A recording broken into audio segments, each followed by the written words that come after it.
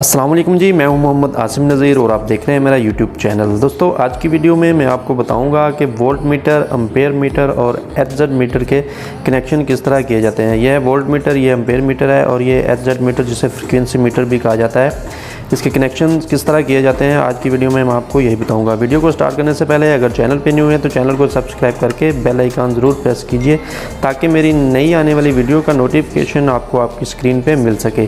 तो चलिए वीडियो को स्टार्ट करते हैं जी गाइस। तो जैसे ही आप यहाँ पे इनका बॉक्स ओपन करेंगे तो कुछ इस तरह के मैनुअल और ये इसकी फिटिंग वगैरह और इसके साथ ये आपको गाइड बुक वगैरह मिलेगी जिसके ऊपर इसके कनेक्शन वगैरह होते हैं।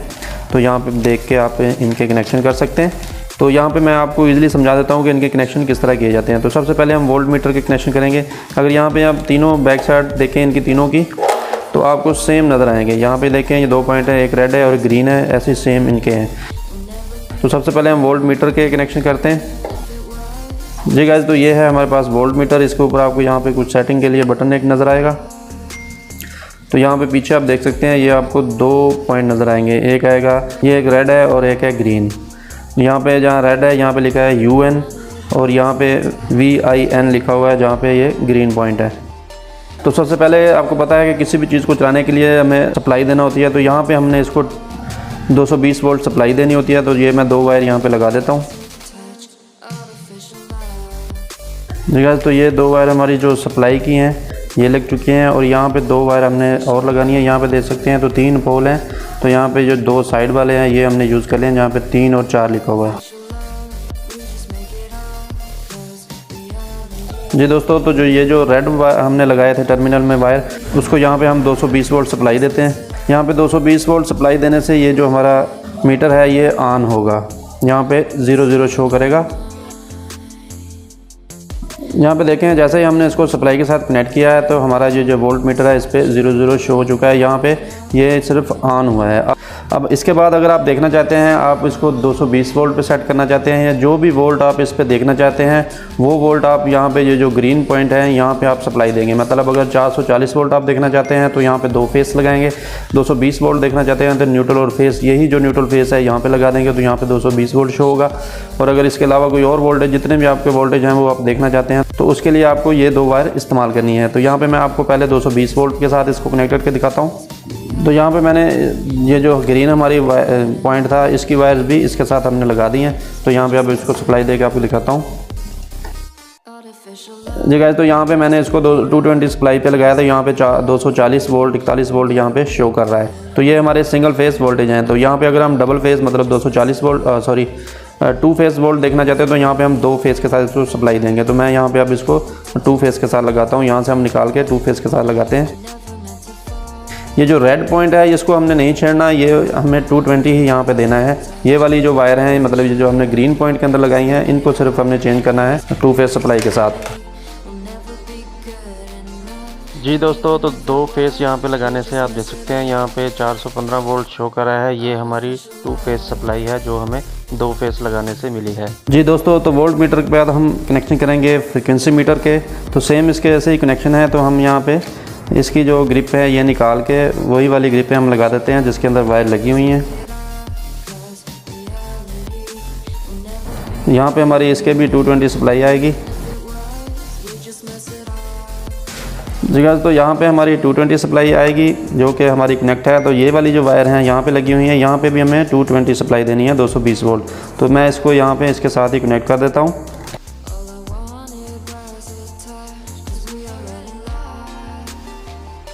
यहाँ पे मैंने इसकी सप्लाई को इसके साथ कनेक्ट कर दिया है। ये दोनों पॉइंट्स की जगह हमने 220 वोल्ट सप्लाई दे दी है। तो जैसे ही हम इसको सप्लाई के साथ कनेक्ट करेंगे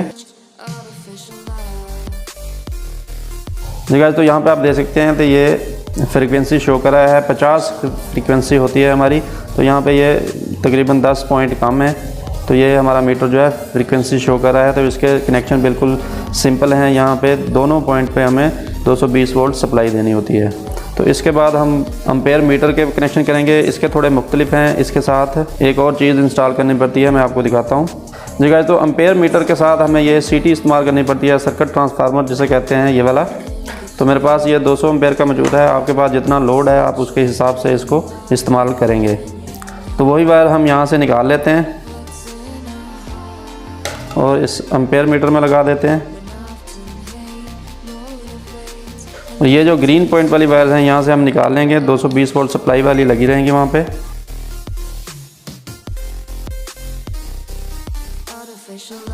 जी दोस्तों, तो ये जो 2 वायर हमने यहाँ पे लगाई हुई हैं, ये ग्रीन पॉइंट के अंदर, ये हमें लगानी है यहाँ पे सीटी के अंदर। तो मैं यहाँ पे इनका कनेक्शन कर देता हूँ।